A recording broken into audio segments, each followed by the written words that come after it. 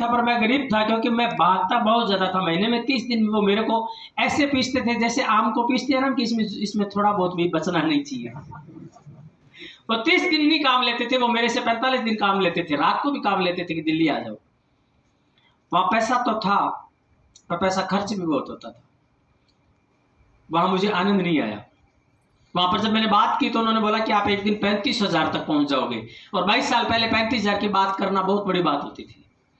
तो मुझे किसी साथी ने, जब मैं खेत में गया किसी के, मेड़ता सिटी की बात है ये, वहां पर मैं किसी की फसल देखने के लिए गया, जीरे की फसल थी, तो उसमें कुछ बीमारी लगी हुई थी, तो मैं देखने गया था वहां पर एज ए ऑफिसर होने के नाते। तो वहां पर किसी ने एक चारपाई पे किट पड़ी थी, गत्ते की किट आती थी आज से 22 साल पहले, उसमें 6 आरसीएम की पेंटे हुआ करती थी। कितनी पेंटे हुआ करती थी?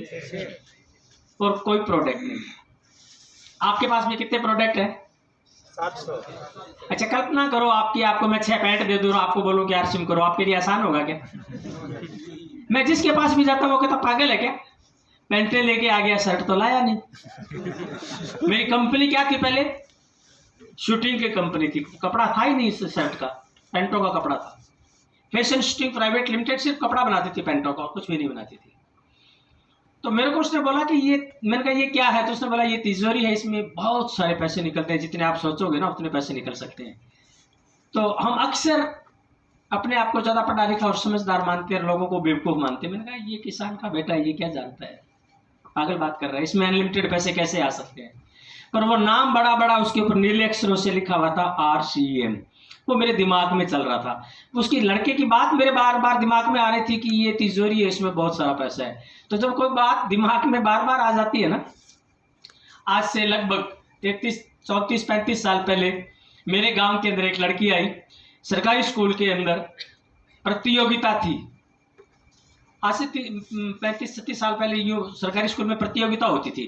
तो मेरे गांव के बगल की एक लड़की आई हुई थी, बहुत सुंदर थी, बहुत लंबी थी। मैं 10वीं में था, वो 8वीं में थी।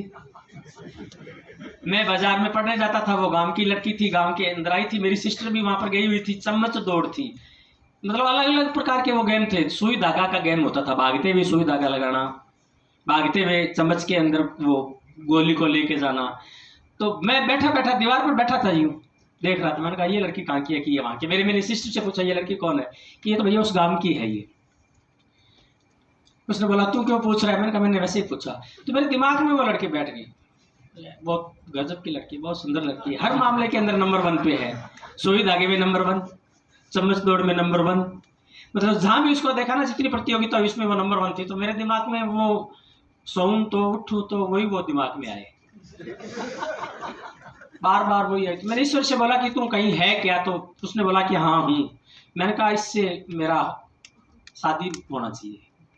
मतलब मेरी अपने आप से बात हुई, ईश्वर से बात हुई, और वो बात 1 साल 1.5 साल 2 साल बाद में वापस घूम करके आई। मेरे बड़े ताऊ जी थे, वो उसी गांव में शादी की हुई थी। मेरे बड़े ताऊ जी के पास में वो बात है कि तुम्हारे घर में तेरे छोटे भाई के लड़का है। बड़े ताऊ जी ने मेरे घर में बात की, बिस्तर बगल में एक गांव है, वहां पर मेरे ससुराल से एक रिश्ता आया है, करना है कि नहीं करना। मेरी माँ ने बोला कि पहले देखेंगे लड़की को। तो मेरी माँ ने पिताजी को भेजा, पिताजी लड़के देख के आए। मेरे को लगा कि यार पता नहीं क्या हो रहा है, मैंने ईश्वर से कुछ और ही बोला था, ये तो कुछ और ही हो रहा है। फिर मैं 2 साल बाद में, 1.5 साल बाद में, छोटे छोटे मेले लगते हैं गाँव में। आज तो नहीं लगते, टीवी आ गया, मोबाइल आ गया। पहले गाँव में मेले लगते थे, तो मेलों के अंदर बहुत सारी लड़कियां और लड़के जाते थे।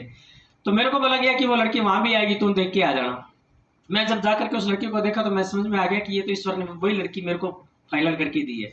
और आखिर में वो लड़की 33 साल 34 साल पहले मेरे साथ में आई और मेरी पत्नी बनी, क्योंकि वो मेरे दिमाग में, मेरे रगों में, मेरे ईश्वर में, मेरे भगवान में, हर जगह वो बैठ गई थी। तो वो मेरी हो गई। आज वो पिछले 33 सालों से 35 सालों से मेरे साथ है। मैं ये बात आपको इसलिए बता रहा हूँ कि जब कोई बात आपके दिमाग में आ जाती है, वो चीज़ आपके पास में आ जाती है। मेरे दिमाग में आया कि ये आरसीएम क्या चीज़ है, इसमें पैसा कैसे आता है। तो वो बार बार मेरे सपने में, मेरी नींद में तिजोरी, वो बार बार बात आई। तो मैं वापस 3 दिन बाद में उस लड़के के पास में गया, किसान के बेटे के पास में, क्या है ये? तो उसने बोला इसमें बहुत सारा पैसा आता है। मैंने कहा बता, कि वो कहता मुझे नहीं पता। तो कौन बताएगा कि वहाँ मेड़ता सिटी में दीनाराम धोलिया है, उसने मेरे को दिया, वही तेरे को बताएगा। मैं दीनाराम धोलिया के पास में गया, उसने बोला किस तरह का एक नेटवर्क मार्केटिंग कंपनी है, जोड़ो लोगों को। मैं जोड़ने से बहुत डरता हूँ, मैं जोड़ने वाला काम मुझे अच्छा नहीं लगता। गुजट्रॉन टीवी देखा है आपने? बहुत साल पहले गुजट्रॉन टीवी निकलता था, 100 लोगों का मेंबर बनाने का धंधा था। तो उस टाइम गुजरात चलता था, तो मेरे को जोड़ने से बड़ी दिक्कत थी। उसने बोला कि पहले कंपनी के मालिक से मिल ले। मैं 2 दिन पहले कंपनी के मालिक से मिला 11 जनवरी 2001 को, और 13 जनवरी को मैंने इस बिजनेस को ज्वाइन किया। कंपनी के मालिक से मिला तो मुझे अपनापन लगा, ईमानदार आदमी लगा, प्रोडक्ट देखा तो मुझे ठीक लगा। 13 जनवरी को ज्वाइन करने के बाद में मैंने 6 महीने तक काम किया। मेरे कम से कम 8-10 हज़ार रुपये लग चुके थे, मगर मेरा 4 महीने बाद में चेक आया था 732 रुपये का। कितने का चेक आया? मेरी पत्नी ने बोला और करोगे बिजनेस? अच्छा, घर वालों ने बोला, दोस्त ने बोला, बीसी छाबड़ा जी ने बोला कि ऐसा सबके साथ ही होता है, ये है ना, कोई जुआ नहीं है, ये बहुत पीढ़ियों का बड़ा बिजनेस है, ये ऐसे ही चलता है धीरे धीरे, और तू सही दिशा में चल रहा है, तू और प्रयास कर। और फिर मैंने प्रयास करने शुरू किए। मैं इस बिजनेस के अंदर थोड़ा सा आगे बढ़ा। मेरे को बोला गया कि आपको बोलना है स्टेज पर। मैंने कहा मैं स्टेज पर नहीं बोल पाऊंगा, मैंने कभी बोला ही नहीं है। पहली बार जबरदस्ती बीसी छाबड़ा जी ने बुलाया मेरे को कि आपको आके नाम बताना है। तो पहली बार जब मैं स्टेज पे आया तो 732 रुपये की इनकम थी। 2 चीजें मुझे बोलनी थी, एक मेरा नाम और एक मेरी इनकम मैंने हनुमान जी चालीसा पढ़ते हुए जोरदार बोली, मेरी इनकम 732 रुपये, मेरा नाम बीसी छाबड़ा। लोग हंसने लगे कि बीसी छाबड़ा जी तो ये है। मैंने ये माइक नीचे रखा, हिलने लग गया था, मैं डरने लग गया था, और भागते हुए मैंने बोला कि मैं मेरा नाम भूल गया। सबके साथ होता है, मेरे जैसे आप लोग हैं, आप जैसे मेरे लोग हैं, या कोई प्रोफेशनल आदमी नहीं है। धीरे धीरे मैं आगे बढ़ता गया, सीखता गया। पहली इनकम 732 रुपये की। फिर मेरा 23 अक्टूबर को एक सपना दिखाया गया कि इस तरह का एक बड़ा सा हॉल होगा, उसके अंदर तुम्हारी मारुति कार निकलेगी, इतने लोगों के बीच में तुम्हें सेलिब्रेशन किया जाएगा। मई में मुझे बीसी छाबड़ा जी ने प्लानिंग करके दी। 23 अक्टूबर का डेट फाइनल किया गया। और दोस्तों 23 अक्टूबर 2001 को 1000 लोगों का एक बड़ा प्रोग्राम करना था। वहाँ पर मैंने बहुत सारे लोगों को बोला कि एक मेरी कंपनी है, उसके अंदर आप आना। मेरे रिश्तेदारों को, मेरे दोस्तों को, बहुत सारे लोगों को बताया, और वहाँ पर लगभग लोग 2500 आए थे। कितने लोग आए थे? और वो हिंदुस्तान का पहला बड़ा प्रोग्राम था रायसी नगर के अंदर। वहाँ पर पहली बार मैंने रॉयल्टी ली, पहली बार मेरे पास में मारुति कार आई, पहली बार मेरी बड़ी इनकम आई। मेरे मम्मी पापा, मेरे सारा परिवार आया देखने के लिए, और लोगों ने कहा कि ये बिजनेस बहुत बढ़िया है, जितना पैसा देते हैं उतने का सामान आ जाता है, इसमें भविष्य की कोई लाइबिलिटी नहीं है, कोई धोखा नहीं है। मेरे शहर ने स्वीकार किया, और अगले 1 साल के अंदर मेरे शहर से 29 रॉयल्टी निकली। कितनी रॉयल्टी निकली? 29 रॉयल्टी निकली। आज भी मेरे शहर के अंदर कम से कम 30-35 कारें चलती है आरसीएम की वजह से। शाबाशी देनी चाहिए कि नहीं देनी चाहिए? राजाराम, शाबाश।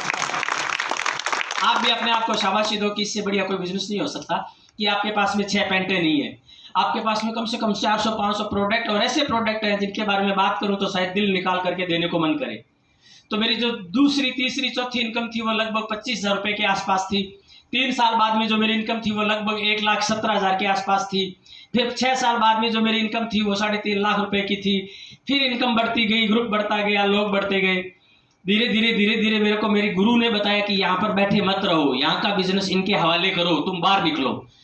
तो अभी जो बहाने लगाते हैं ना कि मैं बाहर नहीं जाता, लैंग्वेज नहीं है, मैं पहली बार नागालैंड गया था 2002 के अंदर, दीमापुर में। वहां पर गया तो मेरे को नहीं पता, वहां पर कम से कम 250 लोग थे। बढ़िया होटल के अंदर मीटिंग रखी उस बंदे ने, और मुझे नहीं पता वो क्या बात कर रहे थे, मैं लैंग्वेज जानता नहीं था। मेरे को तालियों के साथ में बुलाया गया।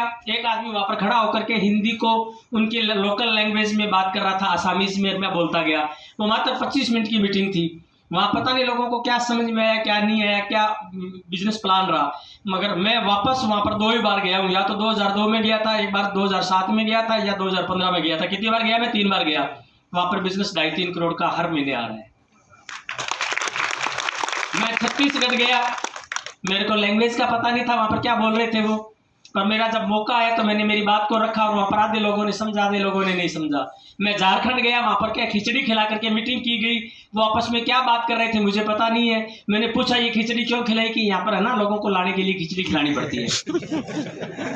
मैं बिहार में गया, वहां पर मेरे को लैंग्वेज का पता नहीं था। मैं गुजरात में आया तो अभी मेरे को नहीं पता कि भाई क्या बोल रहे थे। और मेरे को ये पता है कि पिछले 22 सालों के अंदर मैं आगे से आगे बढ़ता गया, नए लोगों के पास में जाता रहा। मेरे पास में कोई एक्सक्यूज नहीं था, मेरे पास कोई बहाना नहीं था। मैंने कहा कि हर नई जगह मैं जाऊंगा जहां पर भी मुझे मौका मिलेगा। मेरे अप्लाई ने मुझे बताया था कि बड़े बरगद के पेड़ के नीचे कभी बड़ा बरगद का पेड़ नहीं होता। तो मैंने कहा क्या करूं? उन्होंने कहा तू यहाँ ये बिजनेस इनके हवाले कर और तू बाहर निकल। और आज पूरे हिंदुस्तान के अंदर 28 राज्यों में बिजनेस है। लगभग आज बिजनेस है वो 35 करोड़ से ऊपर का है। पिछले महीने की जो इनकम है वो बाद में बता दूंगा। तो है क्या वो कल अपने जाके आए थे ना, कान्हा जी, कन्हैया जी। मेरे 22 साल के कैरियर के अंदर मैंने मेरा किसी को स्टेटमेंट नहीं दिखाया। शुरू के अंदर जो चेक आते थे वो लोगों को देते थे। पर कल मैं आपके साथ चाय पी रहा था तो पहली बार मैंने मेरे मोबाइल खोल करके दिखाया कि आरसी में ऐसा पैसा भी आता है। 18,65,185 रुपए का मेरा पिछले महीने का चेक है। कितने का? और मेरी अपलाइन बोलती है अभी तो ये चिल्लर है, पैसा तो अब आएगा। अभी बड़ा पैसा नहीं बना है, अब बना है पैसा। हिंदुस्तान के अंदर ऐसा कोई भी राज्य नहीं है जहां पर मेरा जाना नहीं होता है। हिंदुस्तान का ऐसा कोई भी एयरपोर्ट नहीं है जहां पर मैं नहीं गया हूं। और अभी कुछ बड़े लोग खड़े हो रहे हैं, कुछ संकल्प वाले लोग खड़े हो रहे हैं, कुछ पावरफुल लोग खड़े हो रहे हैं। अभी जो 22वीं एनिवर्सरी आ रही है ना, 22 साल के बच्चे की हम क्या शादी की बात करने लग जाते हैं। अब तो नहीं करते, पहले करते थे। हमारी जो ये आरसीएम कंपनी है ये हो गई है या हो गया है? कितने साल का? 22 साल। इस बार की जिसकी एनिवर्सरी है ये एनिवर्सरी दिल्ली में होने वाली है। और प्रोडक्टों को लेकर के बहुत बड़ी तैयारी है कंपनी की, टेक्नोलॉजी को लेकर के बहुत बड़ी तैयारी है कंपनी की, रॉयल्टी और टेक्निकल की बात आने वाली है। वहां जो ये नज़ारा आपको इंदिरा गांधी ऑडिटोरियम में देखने को मिलेगा, आज से पहले नेटवर्क मार्केटिंग में नहीं देखा है। जो मैं आपको भरोसा दिलाता हूं कि पूरे हिंदुस्तान के अंदर नेटवर्क मार्केटिंग के अंदर 9 रुपए की साबुन और 2,000 रुपए का कोई प्रोडक्ट लेके आइए तो वो आरसीएम है। हर घर के लिए कोई प्रोडक्ट है तो वो आरसीएम है। इससे बढ़िया कोई कंपनी नहीं होती है कि कोई अमीर भी कर सकता है, गरीब भी कर सकता है, पढ़ा लिखा भी कर सकता है, अनपढ़ भी कर सकता है, किसी भी जाति का, किसी भी धर्म का आदमी इस बिजनेस को कर सकता है। मैं धन्यवाद देता हूँ राजाराम, शाबाश, तूने कंपनी का चुनाव तो बहुत अच्छा किया। आप भी अपना नाम लेकर के अपने आप को शाबाशी दे, अपना नाम लेकर के कि राम कुमार तूने कम से कम कंपनी का चुनाव बहुत अच्छा किया। क्यों कन्हैया जी? यस। कान्ना खान जी बोल जाता हूँ। मेरे को ना वो अरुणाचल प्रदेश में गया तो उसने नाम बताया, भूल गया नाम, किन्ना ओडिला पावलो पाई, इस तरह का उसका नाम था, पूरी लंबी लाइन का।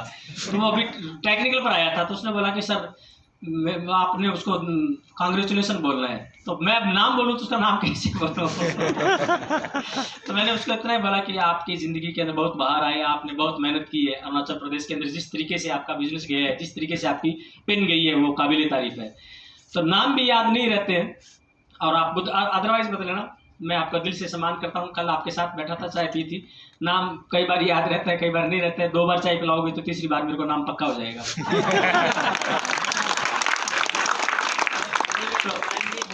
कान जी, अच्छा लगा कान जी, काल बहुत बढ़िया लगा। आपकी गाय ने भी मेरे को बुरा कहा कि आप क्यों आए हो यहाँ पर। वो गाय नाराज हो रही थी। उनका नाराज क्यों हो रही है कि कोई आदमी बाहर से आता है उसको देख के नाराज होती है। अच्छा लगा। अपना मतलब ये था कि हम जिस ट्रैक पे है ना, ये ट्रैक बहुत सुंदर ट्रैक है। ये ट्रैक इतना अच्छा है कि आपके जन्मों के बाद भी लोग आपको इस बात से याद करेंगे कि ये कौन से दादाजी है, कि ये आरसीएम वाले दादाजी है। मैं नहीं जानता मेरे बाद में मेरा जीवन कैसा होगा, पर मुझे पता है कि मेरी 55 साल की एज है। मैं अभी इस दुनिया के अंदर 45 साल और जीना चाहता हूँ। 45 साल और जीऊंगा तो मैं मेरे बेटे को एक बहुत बड़ी सल्तनत पीछे छोड़ के जाऊंगा। आज 14 लाख लोग मेरी टीम में हैं। आने वाले 10 साल बाद में, 20 साल बाद में 14 करोड़ लोग होंगे या नहीं होंगे। और आज जो चाय पी रहे हैं वो बंद कर देंगे, आज जो अगरबत्ती लगा रहे हैं वो बंद कर देंगे, आज जो कपड़ा पहन रहे हैं वो बंद कर देंगे या डबल करेंगे। तो ये बिजनेस का टर्नओवर बड़ा होगा। आज जो 18 लाख की इनकम वो आने वाले दिनों में 18 करोड़ की क्यों नहीं होगी। आप में से कितने लोग हैं जो इस तरीके की इनकम लेना चाहते हैं? पक्का? अच्छा, मुख्यमंत्री की एक ही कुर्सी होती है। मुख्यमंत्री का बेटा कभी मुख्यमंत्री नहीं बन सकता, प्रधानमंत्री का बेटा प्रधानमंत्री नहीं बन सकता, डॉक्टर का बेटा डॉक्टर नहीं बन सकता, मगर एक रूबी स्टार का बेटा रूबी स्टार बन सकता है। मेरा एक खास मित्र है ओपी शर्मा, जिन्होंने मेरे साथ मिलकर के हमने काम शुरू किया था। मेरी अपलाइन थी, वो इस दुनिया में नहीं रहे, मगर आज उनका जो बेटा है वो 32 लाख रुपए की इनकम ले रहा है। उसने शुरू नहीं किया था, उसने बाप का काम संभाला है। कितनी इनकम आ रही है उसको? क्या नाम है? रवि ओपी शर्मा। अभी बच्चा है, बहुत सीख रहा है उसे, मगर इनकम के मामले में वो 4 गुना बड़ा है कि नहीं है? कितने लोग हैं जो अपने बच्चों को ऐसी इनकम देना चाहते हैं? कितने लोग हैं जिनको भरोसा है कि मैं कर लूंगा इसको?